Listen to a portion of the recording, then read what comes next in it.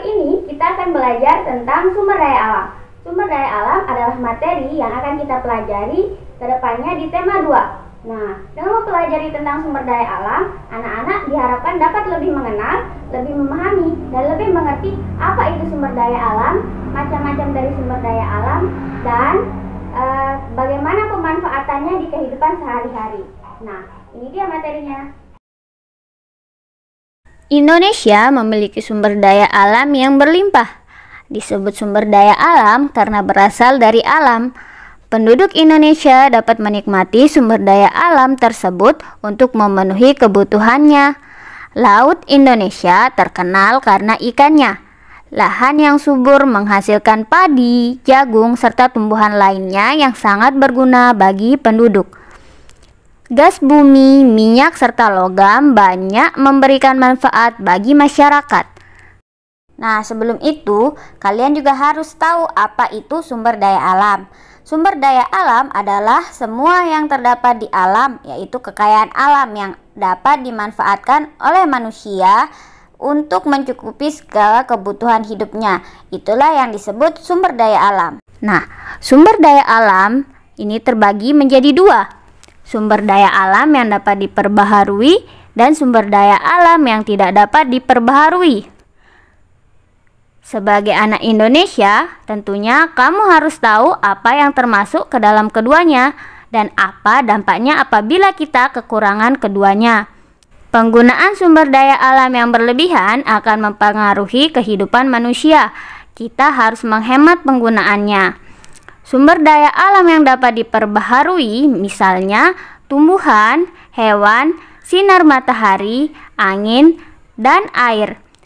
Sumber tersebut termasuk kelompok sumber daya alam yang dapat diperbaharui karena terus tersedia dan dapat kita kelola untuk kita perbanyak jumlahnya. Jumlah sumber daya alam ini sangat berlimpah.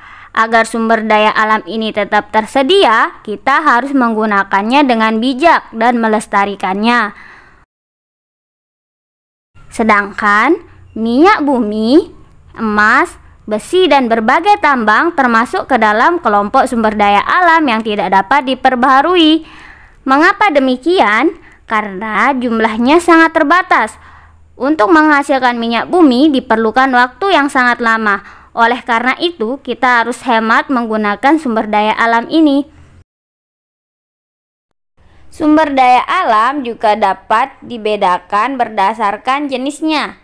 Ada dua jenis sumber daya alam, yaitu sumber daya alam hayati atau biotik dan sumber daya alam non-hayati atau abiotik. Pertama-tama, mari kita bahas tentang sumber daya alam hayati atau biotik. Sumber daya alam hayati adalah sumber daya alam yang dihasilkan dari makhluk hidup seperti hewan atau tumbuhan. Contohnya adalah hasil pertanian, perkebunan, peternakan, pertambakan, dan perikanan. Sedangkan sumber daya alam non-hayati atau abiotik merupakan sumber daya alam yang tidak berasal dari makhluk hidup atau disebut abiotik. Contohnya adalah air, tanah, dan barang tambang. Nah, itu dia jenis-jenis dan macam-macam dari sumber daya alam. Sumber daya alam sendiri sering kita manfaatkan pada kehidupan sehari-hari. Contohnya, sinar matahari kita gunakan untuk menjemur pakaian, air kita gunakan untuk mencuci, untuk memasak, dan lain-lain. Begitu juga dengan angin dan minyak bumi. Pemanfaatan sumber daya alam juga harus memperhatikan beberapa hal, yaitu yang pertama, satu, adanya faktor keterbatasan akan sumber daya alam. Yang kedua, penyebaran sumber daya alam tidak merata.